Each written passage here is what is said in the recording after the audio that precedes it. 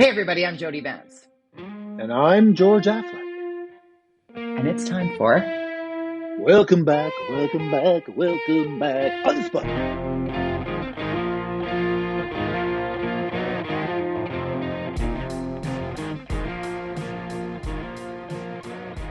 We're back.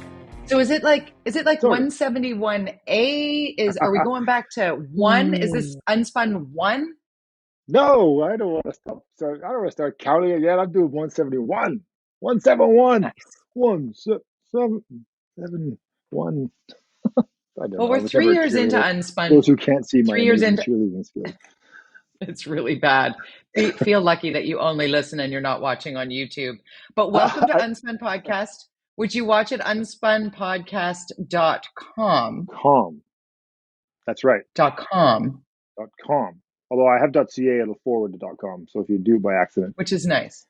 Okay, good. Yes, and you can, but if you go to unspunpodcast.com and you sign up, you'll get an alert when we post our weekly Unspun podcast that is not going away while the Orca is on pause. The Orca is there's no low tide, there's no high tide.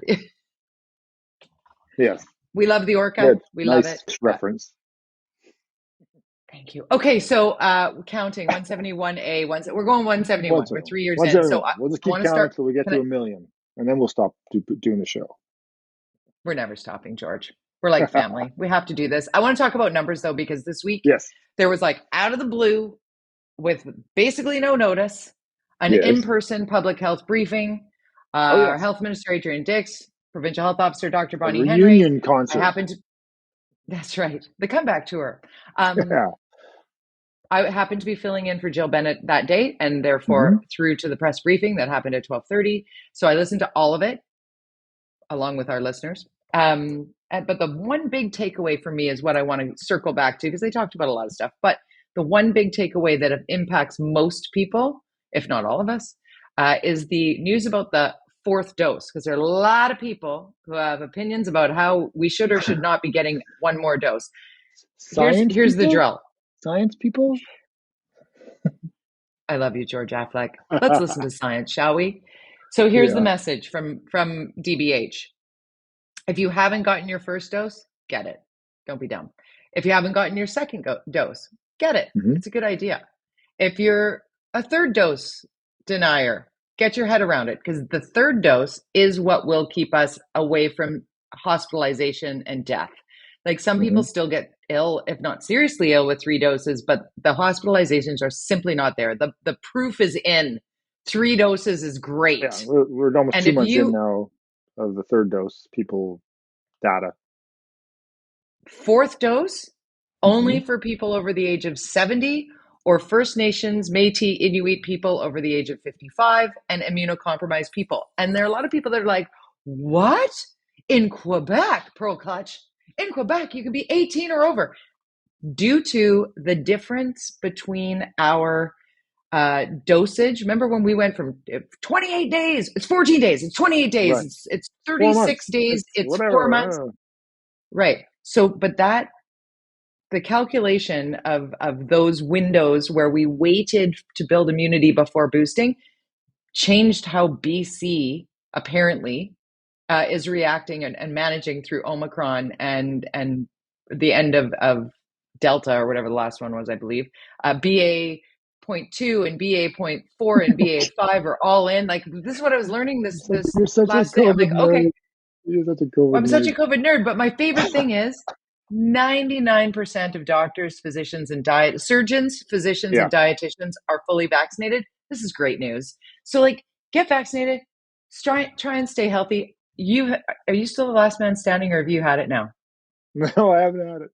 I'm the only one. My son, Quinn, and I, and my family are the only ones who haven't had it.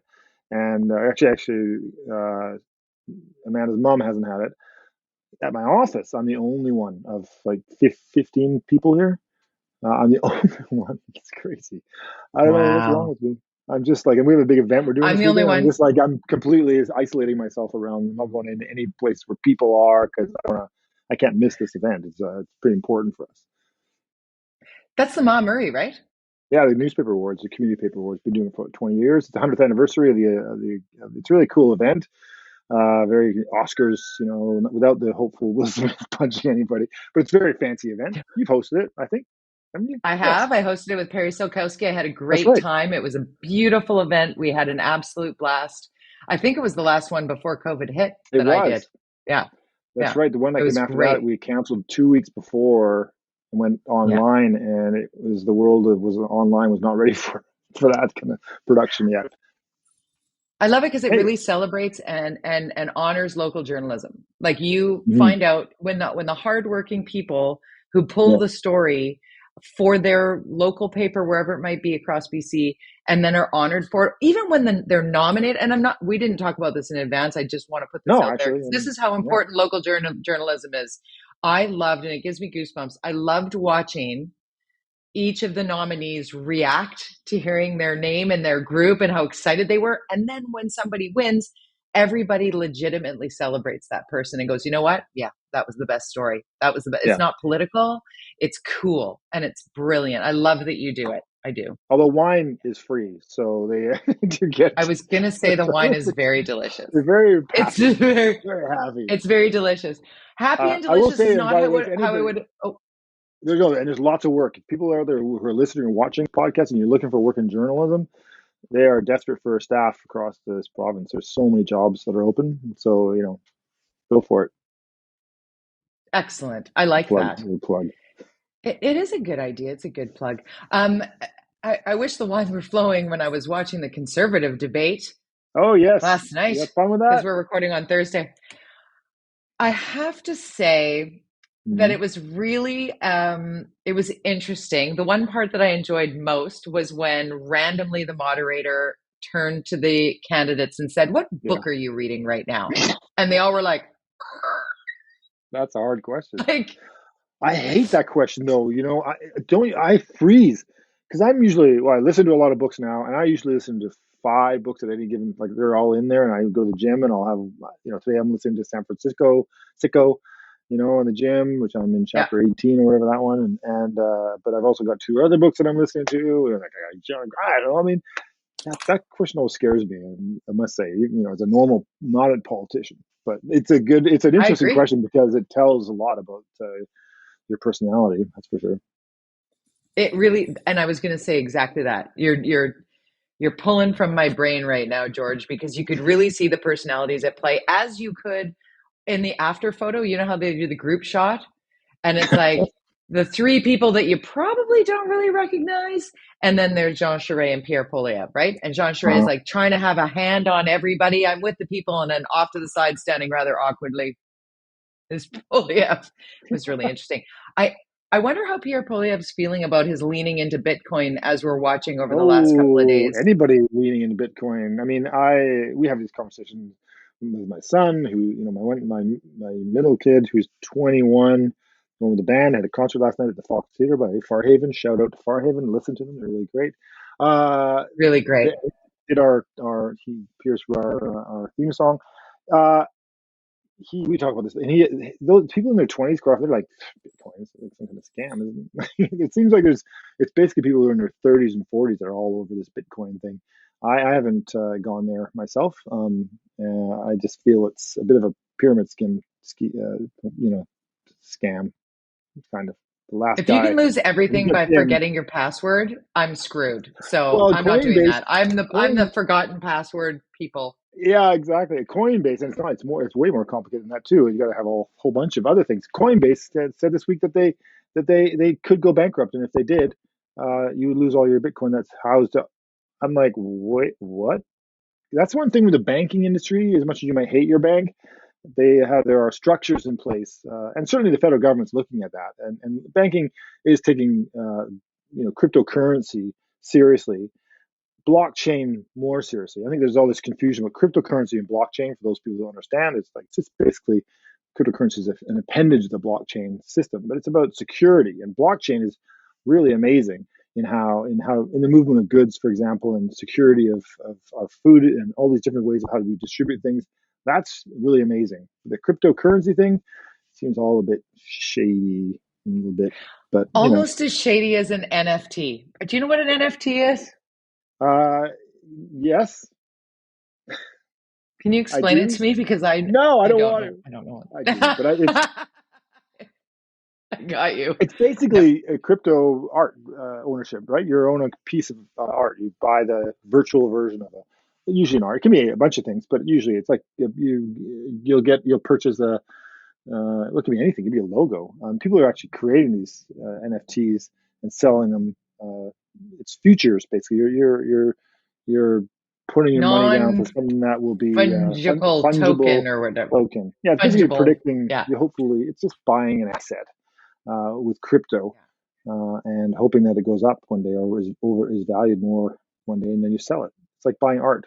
So there's one of the earlier ones that, well, it's a good example of an NFT that went for big money was like the first tweet ever by Jack, who owned Twitter or owns Twitter until Yes. Elon Musk takes Mm-hmm. it over if he does. I kind of do love that Bill Gates is shorting Tesla right now to mess with Elon Musk. I love watching billionaires go after each other. Anyways, that's a tangent. But the NFT piece, there was like, I don't know whether it's called Tired Monkey or Sad Monkey, but there's like, it's a cartoon of a monkey that Yes. initially, when NFTs were all the rage and everybody was scrambling to get their NFTs, it initially sold for like $1.3 million or something. I guess the person who bought it for that amount of money listed it for auction, and there Mm-hmm. was only one bid. It was for $26,000. So Yeah. careful out there, people. Jack Careful. Dorsey's of Act Jack, Twitter Jack. He sold his Yes, first tweet for 250, I think, and now it's worth it $5 or something. I don't know. that's the So one I was referencing. There you yeah, go. yeah, it's Let's interesting. talk. So I don't know. I mean, I think I do think that we have to get our head around it. I do think the banking industry needs to take it seriously, and the governments need to embrace it because it's happening. There are countries that are using it, so you just got to be careful as an investor. I think you let the government systems let them figure the systems out, then start investing in it. Wait till there's a structure in place so you don't get ripped off. And there are companies doing that out there there's some great Canadian companies working with the governments to figure this out because it makes sense that we should move to secure money and the ultimate question about whether or not why do we need borders with currency? Why is currency so tied to your government and to your nation?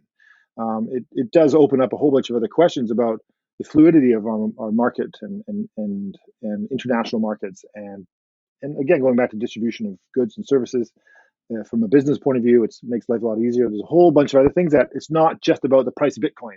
So it's important for us to kind of not take it seriously, but also don't take too much risk as an individual. Wait, give it time. I think Silicon Valley really messed with a whole bunch of people thinking that if you get in early on something, you can become a billionaire. And it's like there was a little bit of that with Bitcoin, and now there might be Yeah, what also happened with the tech crash when it yeah, happened, and then just a happening. handful of people end up being wealthy and smart ones cashed out, unless you happen to be the top two or three who landed themselves in the hundreds of billions, which is the lower percentile of the investment group. Yes, I want to get into some politics with you, George, because yes. We UnSpun, we touched got on the some. conservative campaign. I know we touched on the conservative campaign, which bringing it back to local because there's a campaigns are happening here locally. The municipal campaigns are happening, and the election is October 15th, a great day, of course, my birthday. I know you love to mention that, but I'm accepting gifts at any George's time. birthday, Um, October 15th. so, Oh, daily birthdays for George, guys. Daily. well, my family, I drive them crazy because as soon as the last birthday is done before my birthday, it becomes my birthday time. And so that is my daughter's birthday, July 18th. So officially, my birthday begins on July 19th. And then the next birthday after that, I don't know. It's Quinn, I guess, is in February. So like, just keep going till then. Um, Wow. So July anyways, to February, even though it's October 15th, yeah, that's which is my birthday. election day. Anyway, October. so they just announced, just before the show, they released the expense limits. So just so people understand, a lot changed in the last 5 or so years about campaign finance for municipal elections. One was the limit of $1,200 per person to donate to an individual or a party. And they also put Right. campaign limits. And so the campaign limits set now for Vancouver and Surrey are out. Vancouver for mayor, they're not allowed to spend more than $231,000. And for each councillor, it's 120K. And in Surrey, it's 219 and 113K. So if you're doing the math, you look at if you want to raise $1 million, 231 and maybe 6 councillors, you got $1 million to run your campaign. back in the day when I first ran, I think the NP had spent $2 million. I think the Vision spent $2.8 million in 2014. I think. So right? this is a huge chunk less, and it And levels the playing in field. a more expensive world, right?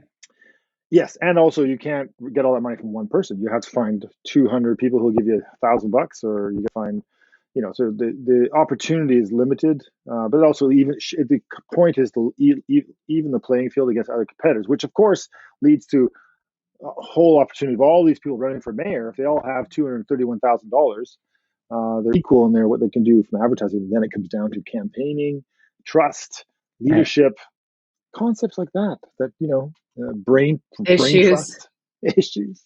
Yes. The things So be the obviously there's issue. lots of hot issues that we talked about. I can continue to talk about over the next 6 months, 5 months.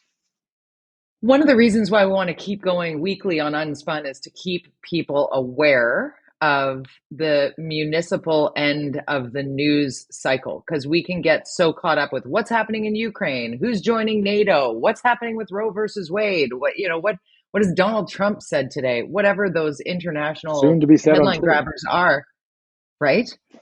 Exactly. Well, according to Elon Musk, if he gets it back. But here at home, we've got some major issues. And last week, not on the podcast, you and I were talking sidebar about the construction that is happening down Broadway, West Broadway in particular. So I automatically assumed that this construction was all associated with the subway line, the Broadway line being built, constructed. And you're like, no, you wouldn't even see that. The stations are being built and the towers are going up and whatever, all that is happening. That plan is happening, but there's more to the Broadway plan being implemented, right? In terms of the construction we're seeing. Is that correct? Yeah, well, the Broadway plan should have been approved 2 years ago. We implemented the planning process when I was there in 2018. That was one of the last things we did, and the plan shouldn't take more than a couple of years. That's almost it's almost 4 years ago. So now we have this Broadway plan. There was a building that was approved that's at the corner of Granville and Broadway that was pre-planned, which is controversial. In this Broadway 40 plan, stories. yeah, but it's at Broadway and Granville. I mean. So let me pause on that problem? Because you know how much I'm a tower phobe. I don't like heights, so it's not even a Bill NIMBY thing. Tillman. But I got to tell you, when I had this conversation with a good friend of mine just yesterday about this particular building, and she's like, "Did you hear about this? It's going to be at Broadway and Granville." I'm like, if there is a 40-story building anywhere out of the downtown core in the city of Vancouver, it belongs to Broadway and Granville. Yeah, big train station there. 100%. Yeah, so this Broadway plan, if they'd been approved 2 years ago, we wouldn't be hearing about it, and it would have probably passed no problem. Now we've got an election issue. Now we've got mobilized electors who are making this a wedge issue. I talk a lot about wedge issues in the election, about finding a focus. If you don't have anything else new of your own that you want to create, then you take an issue and you grab onto it and you make that your own. And Bill Tillman, he's not running for office, but if you know Bill Tillman, I know him well. I've worked with him we worked on the No campaign for pro rep very successfully, I might add.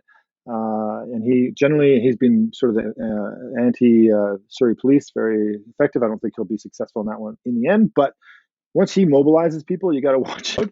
And I interviewed him last week. I think I talked about this, but he's going to support Colleen Hardwick potentially because she's coming out against this Broadway plan. It's very confusing, this Broadway plan. I think it's the first iteration. It probably won't get approved when it comes to council next week. I bet they'll punt it to the next council, which is unfortunate because it's an important part of our city as far as the healthcare district, which is between Cambie and Oak. All the hospitals are there. What's interesting is all the hoopla about housing and the replacement housing and all this stuff. That's what the mayor was talking about today. I know. Did you see that? Yes, and he's talking guaranteeing this and guaranteeing that and replacement for homes for renters. It's a bit of a scam. I mean, okay, take a look, go down Broadway and tell me how many residential properties you see along Broadway. I mean, I can't think of three. And if I do, they're like 3-story walk-ups that are there. Like, why is that there? Or I think there's maybe one house across the street here that's already got a development permit on it. So there's no there's not a lot of housing. There's some off Broadway that maybe they're talking about, but generally it's Broadway. You live in Vancouver, it's like a highway through our city. And right now we're building a train in it, which is going to take a lot of cars off our highway, which creates an opportunity for a whole bunch of things in design. And that's the point of the Broadway plan, but also clearly to put density at the stations. There is density throughout along it. And I think people get what they're getting upset about for the most part is what's west of Granville Street. And I'm not quite sure to over closer to Arbutus. It all ends basically at Arbutus. Which this is all mystery to people who don't live in the city, but it's not. It's a huge stretch of the city, and I think it's unfortunate because mostly it's offices, mostly it's a mixture of housing. It's important development. It's important to do as part of the Broadway Underground that we're building the train, and now it's become a political wedge issue, and it's going to get punted, which means it'll be another 2-3 years before it gets approved by this next council, unless it's the exact same people who get elected again. It's just brutal, and then it just hurts us. And then it's how many more years after that with permitting processes and all of what goes into creating market rental. Like, that is not going to help anybody. And that's the part that really pisses me off. This is what gets under my skin. And we've talked about this, and Bill Thielman and I are like-minded in the want for it to not be massive tower, low rise, massive tower. We like gentle density, a la Paris or Madrid, and that's fine. You got to say your thing, and now I get to say mine, smarty pants. But I live near Broadway, and I am a density champion. I want more walk-ups. I want more rental housing. I want people who want to develop their single. I live on a piece of property that used to be one home and now has 6 houses on it. Yes. 8 houses on it, separate, detached little condos on it, on what used to be one house.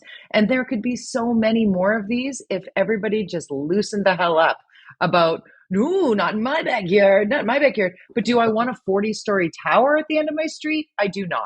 Why? Because I don't want to live in the shadow, and I don't want there to be that impersonal nature of like driving in the underground and going up your elevator. I want walkability. I want people. I want to know my neighbors.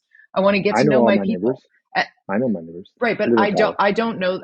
When I lived in Ontario and I lived in a tower, I did. My only experience in a tower, I didn't get to know my neighbors. It wasn't as social as I wished it had been in the other neighborhoods in that same city that I lived in, where I did live in densified environments, 4plexes, 6plexes, whatever.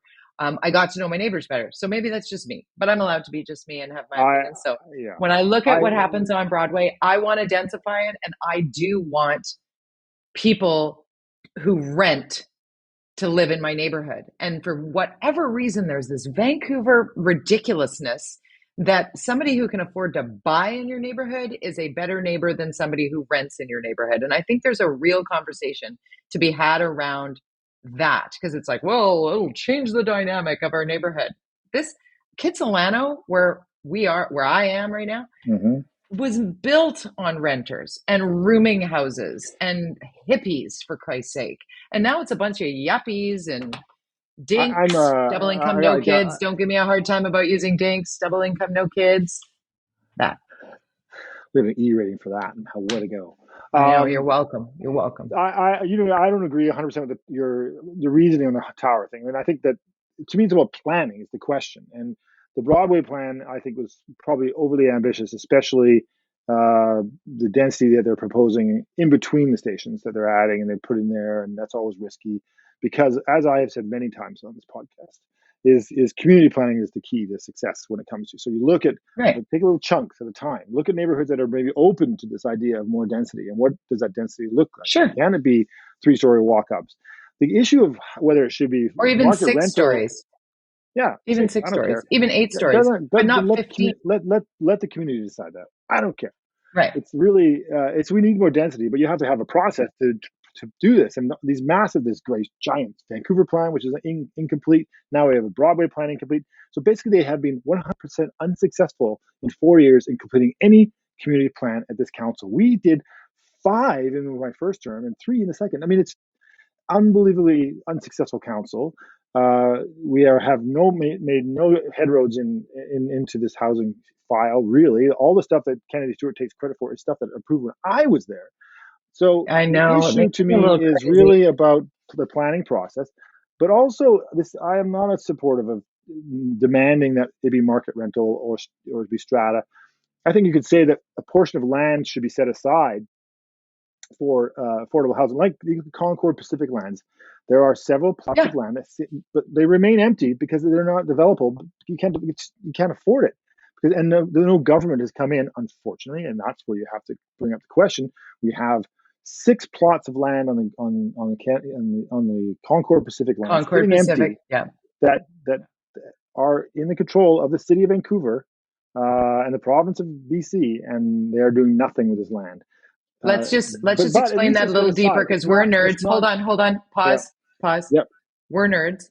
Concord Pacific lands are the north side of False Creek, beside Expo. Science World. So in between Science World and BC Place Stadium, loosely, where the expo site was. Right. And because when you roll by there and you're like, really, we haven't developed this? Why hasn't this been developed? You just explained why. Sitting empty because the federal government, provincial government, and the municipal government, and now the land set aside by the municipal government. Here's the land. The city shouldn't be a developer. That should be the role of the federal and provincial government or the private sector. You can work with a Yeah. co-op, and you can say so. This is the challenge, and I don't think saying these buildings should be 20% social housing or 20% has to be market rental. I'm the supply and demand concept I truly believe in. I think it is about speed and volume, and the price will find a way to adjust itself, especially and the opportunity for building rentals will present themselves as it currently does already financially. You don't need to encourage a developer to build a rental building. You certainly don't need to encourage developers to build rental office buildings. They build a lot of those all the time and make a lot of money Yeah. with pension funds Lots of giving money. them the financing Yeah. and these opportunities. If the market and then with interest rates going up to 5, 6%, 7%, now you're talking great potential for profit. Yeah. It was good before, but also that puts a lot of risk. People are going to start putting their money into long-term savings if interest rates get not investing it into predictable, investments. So I just think that we get obsessed about what this building should look like and where they should be when we should be talking about the community and what is the community willing to embrace and champion, and then we'll see what happens from there. Talking about community, I could go on housing and continue on about how a building gets approved and then it's all ready to go, and then all of a sudden that 5 or 7 story approved building becomes a 15-story building because something zoning changes somewhere. And it's like, what? How? Wait, oh, so we'll get into that in the weeks to come, is because that's an election issue for a lot of people. But the bread and butter issues, the dinner table conversations right now, that in the city of Vancouver, especially in my family, because clearly I'm a woman. I have a teen who's free ranging, and we are worried about our safety living in the city. And we have had a mayor who is like, it's safe. And it's like, okay.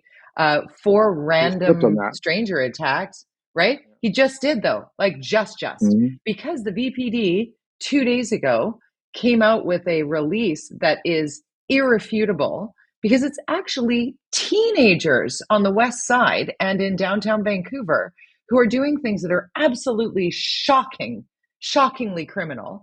From one kid who there was a teen who the video was caught at the Vancouver Art Gallery security camera, and nobody came forward to complain about this, which is another problem here about kids getting bullied and robbed and what have you, because they don't want to step forward because snitches get stitches, don't you know? I actually had my son say that to me. I'm like, oh no, oh my God, we've learned nothing. Okay, but he looked at me and he was like, that's a thing. And I'm like, oh, Jesus, okay. But they've got, I should find the phone number, because I put it out on my social media, the phone number that the youth crimes unit at the VPD have put out there. Like, if you know something, you totally anonymous, call this number, leave the name, let's go. And a lot of parents are turning in their own children as they are being seen on these videos that are going viral on social media. After the swarming of a kid, they beat up and it's mostly girls, George, a bunch of girls beat up a girl and then make that beaten girl kiss their feet before they let her go. It's like the worst of the worst of the worst. Memories like, there. Yeah, they don't know the story. They literally don't. And somebody actually said just yesterday, every generation goes through this. And I'm like, what are we doing wrong as a community to not have something more than Pink Shirt Day? And that's not to say that raising funds for, youth organizations in BC isn't a great initiative, but it's not enough. It is not enough. It's like an orange shirt is not going to change truth and reconciliation to the degree that it must change. And what we're watching on the West Side right now, I'm 2 days in as a parent. I just went and re-upped like the phone system for my son because he had a crappy old iPhone that would die. The battery would die every day at noon. And I'm like, he needs to be able to call 911. I don't want to be that parent. What city am I living in? Detroit? We'll see one of these campaigns that embraces this, because they all kind of are heading towards this crime issue in Vancouver. They held something last week and the week before. It's a hot issue, but I don't know if they have a solution. I can't recommend San Francisco enough to people who live in Vancouver, that book. I just think that it just outlines so many similarities, from crime to homelessness to housing. It's just unbelievably similar to San Francisco's about, maybe 5-10 years ahead of us. And this whole, at least, really, I just highly recommend anybody to read that book and anybody running for office. You literally have in that book, if you read it, there are at least 6 good policies that you can just tear the pages out, retype it, and make it your policy as a party and win the election. It's that easy. Right. Because I'll lean into it. I think a big part of why, and I'm not let's police the hell out of everything, because policing isn't perfect either, but it's way better than no police budget, or a budget that doesn't, when you call, I actually called 911 to call in a fire I saw when I was driving out to visit my parents. I was coming down Granville Street and I saw smoke coming from behind a building, and I thought, I don't want to leave it to somebody else. Like, just assume that somebody else is calling this in. There's no downside for me to call it in. So I called 911 and I was put on hold. Oh my God. First time. First time ever. Wasn't a Saturday night. It wasn't Houston, we have a problem. We got a problem.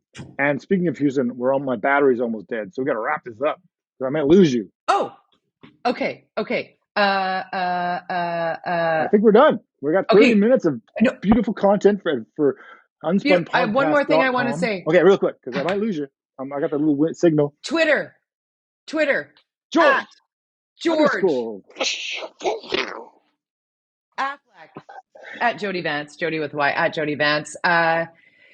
We're going to bring you UnSpun podcast each and every week, because George and I love doing this, and it's really, really important. And I got 5 more ideas I want to say today. And the last thing I want to leave you on is it is pouring rain outside in May, and I couldn't be happier, because I want this to be a wet, wet spring with a very slow, gradual snow melt. So maybe we have just a little less of a wildfire season. Out.